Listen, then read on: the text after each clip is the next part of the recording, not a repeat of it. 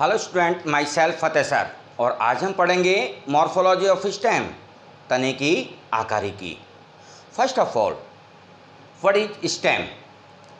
पादप अक्ष का वह वायवीय भाग जो प्रांकुर से उत्पन्न होता है तना कहलाता है, अर्थात पौधे का वह वायवीय भाग जो अंकुरित बीज के प्रांकुर से उत्पन्न होकर धनात्मक प्रकाशनवर्ती वृद्धि करता है, तना कहलाता है। क्या बोल दिया मैंने यहाँ पर? पौधे का वह वायवीय भाग जो अंकुरित बीज, कौन से बीज? अंकुरित बीज के प्रांकुर से उत्पन्न होकर क्या करता है? धनात्मक प्रकाशनवर्ती वृद्धि करता है, तना अर्थात स्तंभ कहलाता है। स्टूडेंट, जब हम कोई भी सीड को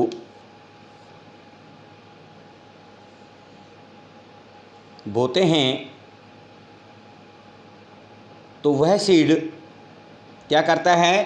पानी को एब्जॉर्ब कर फूल जाता है, जिसमें उपस्थित एम्ब्रियो अर्थात भ्रूण क्या हो जाता है? सक्रिय हो जाता है और यह बीज अंकुरित हो जाता है। क्या हो जाता है? अंकुरित हो जाता है। इससे क्या निकलता है? अंकुरण नाल, एक छोटा सा प्रोटूबरेंस। Okay,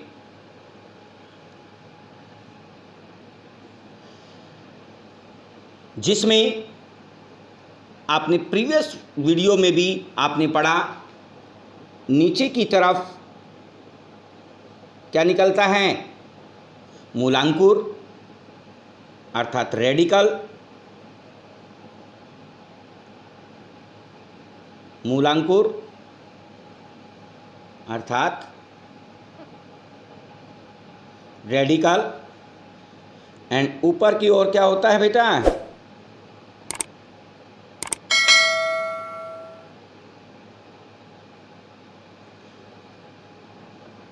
प्रांकुर, plumule. और ये आगे किसका फॉर्मेशन करता है? ये प्रांकुर तने में परिवर्तित हो जाता है और ये तने आगे धनात्मक प्रकाशनवर्ती वृद्धि करता हुआ इस पर क्या हो जाती हैं? Leaf, branches, flower, fruits etcetera, और ऊपर की तरफ ग्रोथ करता है जो कि प्रोहो कहलाता है, अर्थात शूट का क्या हो जाता है? फॉर्मेशन हो जाता है।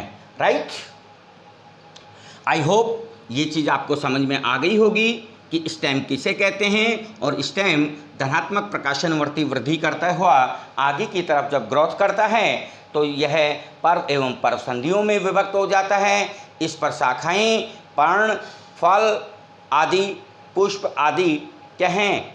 उत्पन्न होते हैं और ये मिलकर किसका फॉर्मेशन करते हैं? प्रोह का फॉर्मेशन करते हैं। तो हम आगे बढ़ते हैं और पढ़ते हैं इसके कैरेक्टरिस्टिक फीचर ऑफ स्टेम, तने के अभिलाक्षणिक गुण। फर्स्ट ऑफ ऑल, जैसा कि आपने अभी देखा कि जब बीज अंकुरित होता है तो इसके अंकुरित होने पर इससे क्या होता है? प्रांकुर उत्पन्न होता है। क्या होता है? प्रांकुर उत्पन्न होता है। तना अंकुरित क्या है? तना अंकुरित बीज के प्रांकुर से उत्पन्न होता है। फर्स्ट कैरेक्टर क्या बोल दिया? प्रांकुर। किससे उत्पन्न होता है? प्रांकुर से। ये प्रांकुर धीरे धीरे क्या करता है? सूर्य के प्रकाश की ओर पॉजिटिव क्या करता है? रिस्पॉन्स करता है और ऊपर की तरफ क्या करेगा? ग्रोथ करता है। तो ये धनात्मक प्रकाशनवर्ती वृद्धि करता है। नेक्स्ट, जब ये तना ऊपर की तरफ ग्रोथ करता है तब यह इमेच्योर अर्थात अपरिपक्व तना होता है, अल्प विकसित तना होता है, जिसमें क्लोरोप्लास्ट प्रेजेंट होने के कारण यह ग्रीन दिखाई देता है, क्योंकि इसमें जो पत्ती होती है वह अपेक्षाकृत छोटी होती है और इसको भी क्या करना पड़ता है? फोटोसिंथेसिस का काम करना होता है। सो ये कैसे दिखाई देता है बेटा? ग्रीन। ओके, नेक्स्ट, आपने देखा कि तना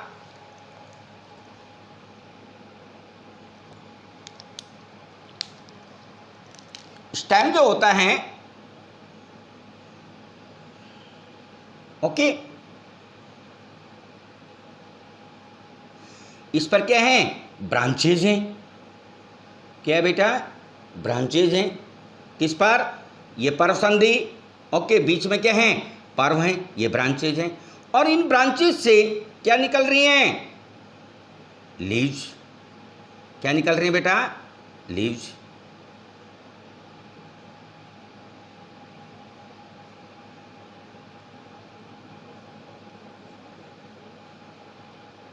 right.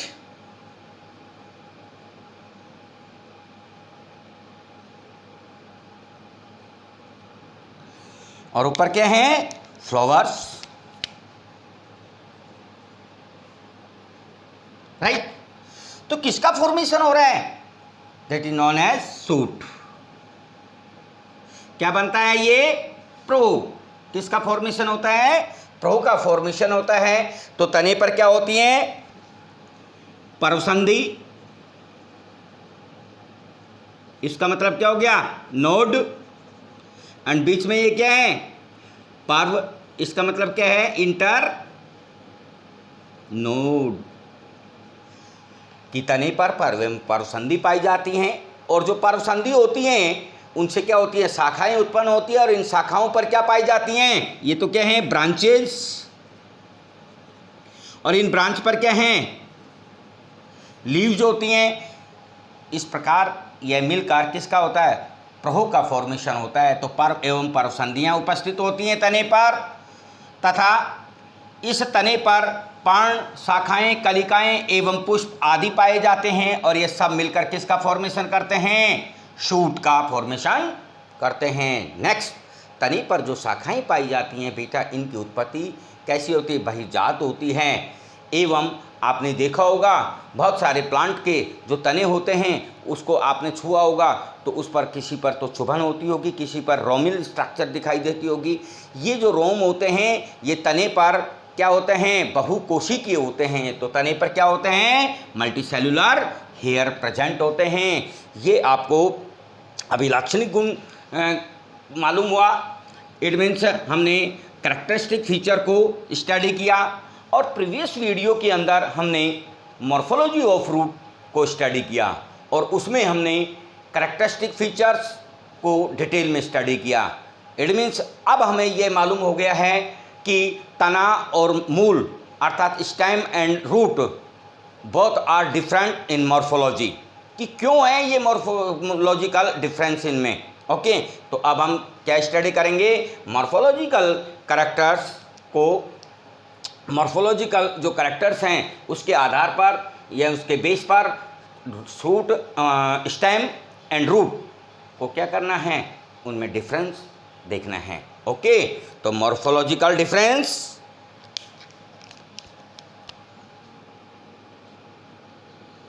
Morphological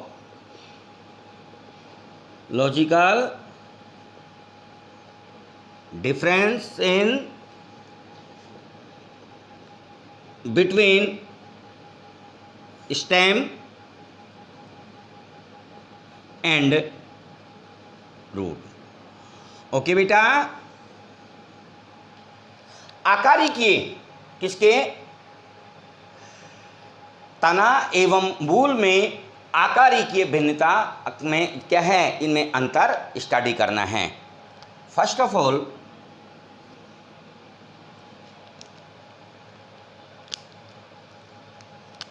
stem and root. बेटा नंबर 1, जब हम किसी भी बीज को बोते हैं तब वह अंकुरित होता है। तो अंकुरित होने पर उसमें प्रांकुर एवं मूलांकुर उत्पन्न होते हैं। प्रांकुर होता है वो पॉजिटिव, वो धनात्मक प्रकाशानुवर्ती क्या करता है? रिस्पॉन्स देता है, प्रकाशानुवर्ती वृद्धि करता है। और दूसरा जो पार्ट होता है वो क्या करता है? Positively geotropism. ओके, फोटोट्रोपिज्म और जियोट्रोपिज्म बोथ आर डिफरेंट। तो स्टेम क्या होगा? इसमें जो प्लीम्यूल होता है वो पॉजिटिवली फोटोट्रोपिज्म का कैरेक्टर शो करता है, एंड रूट क्या करेगा? पॉजिटिव जियोट्रोपिज्म अर्थात धनात्मक गुरुत्वानुवर्ती वृद्धि करता है। तो नंबर फर्स्ट, अंकुरित बीज के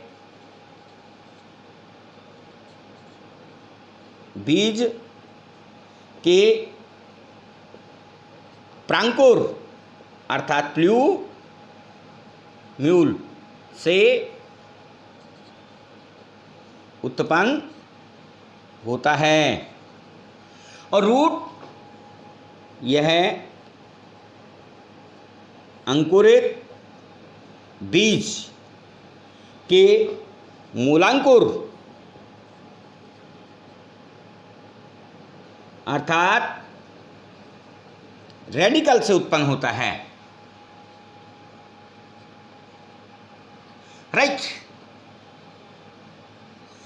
अब जो प्लूम्यूल प्रांकुर है और यहां पर क्या है, मूलांकुर है, इससे क्या होते हैं, उत्पन्न होते हैं। तो जो प्रांकुर है वो क्या करेगा, धनात्मक प्रकाशानुवर्ती क्या करता है, वृद्धि करता है। पॉजिटिव फोटोट्रोपिज्म रिस्पॉन्स करता है, धनात्मक प्रकाशानुवर्ती वृद्धि करता है। जबकि रूट यह धनात्मक गुरुत्वानुवर्ती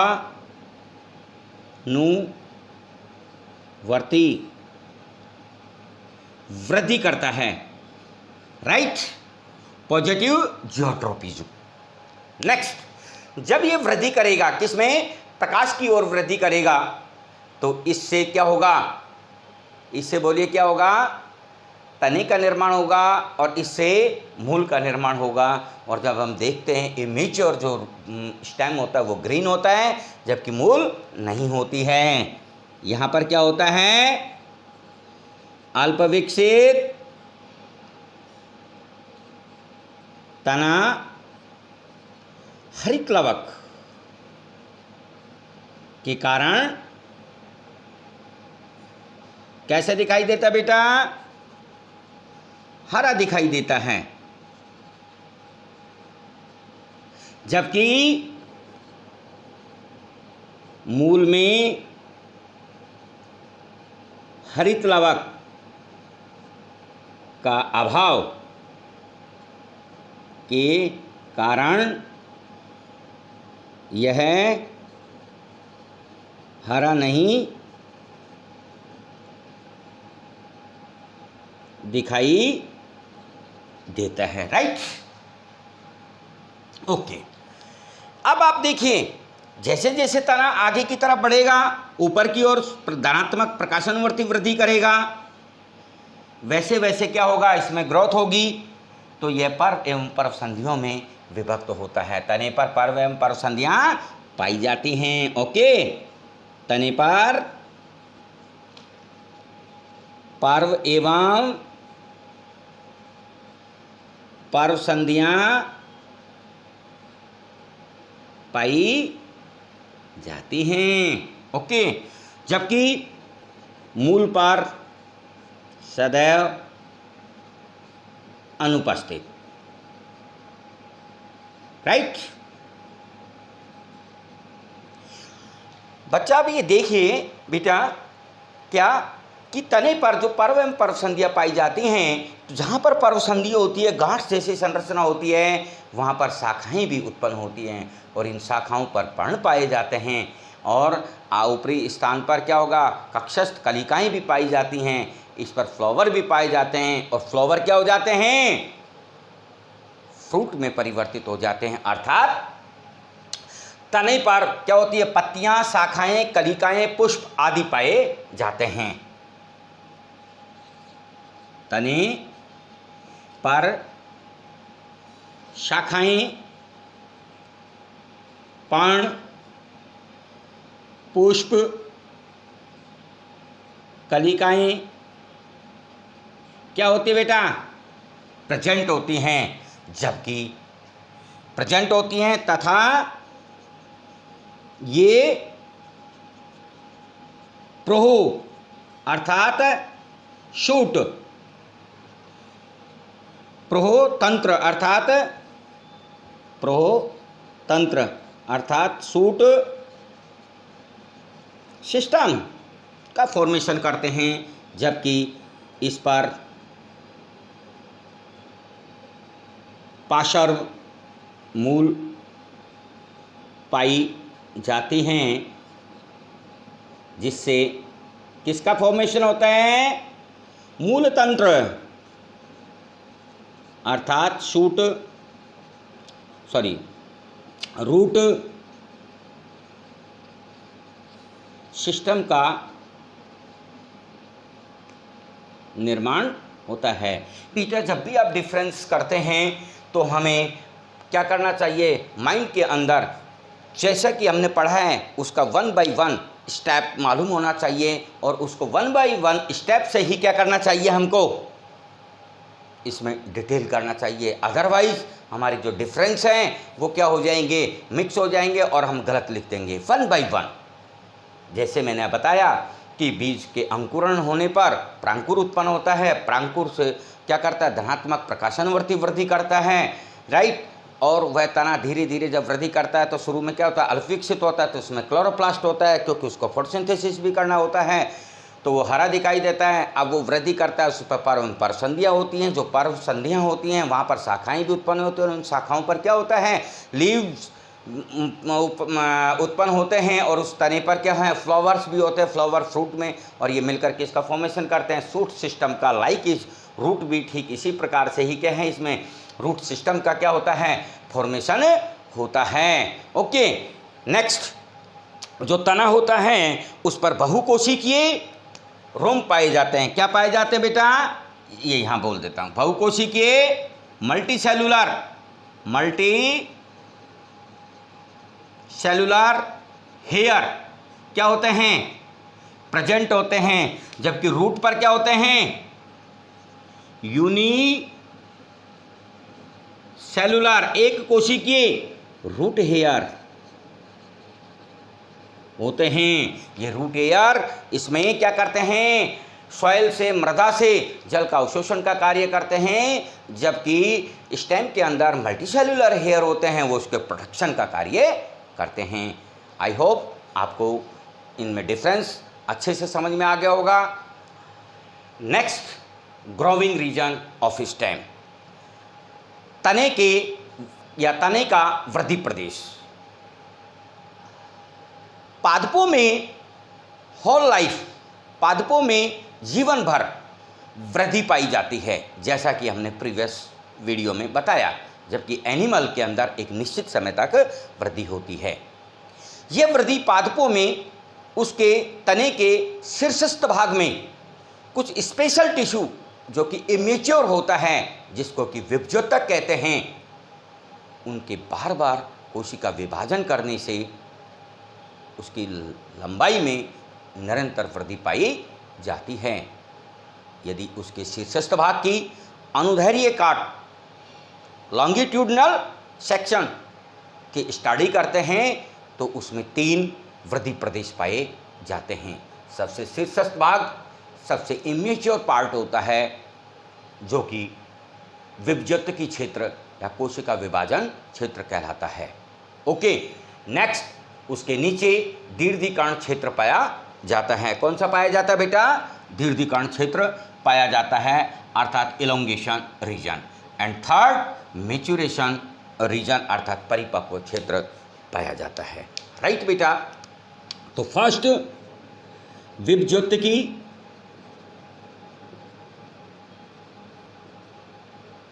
क्षेत्र। यह क्षेत्र पादप के सबसे शीर्षस्थ एवं इमेच्योर अपरिपक्व भाग होता है, जिसकी कोशिकाएं आइसोडाइमेट्रिक समव्यासी, लचीली एवं जीवित कलाओं से निर्मित, जिनमें गाढ़ा जीवद्रव्य प्रेजेंट होता है, एवं इसमें प्रोमिनेंट अर्थात सुस्पष्ट बड़ा केंद्रक पाया जाता है। इनकी मेटाबॉलिक रेट अधिक होती है, क्योंकि इनमें कोशिका विभाजन निरंतर होता है, जिससे कि कोशिकाओं की संख्या में वृद्धि होती है। ठीक इस क्षेत्र के नीचे दीर्घिकरण क्षेत्र पाया जाता है। दीर्घिकरण क्षेत्र पाया जाता है, जिसकी कोशिकाएं चौड़ाई की अपेक्षा लंबाई में अधिक होती हैं, तथा इस क्षेत्र की कोशिकाएं विभाजित होने से चौड़ाई में कम और लंबाई में ज़्यादा क्या करती हैं, वृद्धि करती हैं। परिणाम स्वरूप पादप की लंबाई के लिए दीर्घीकरण क्षेत्र उत्तरदायी होता है, रिस्पॉन्सिबल होता है। राइट बेटा। नेक्स्ट, परिपक्वन।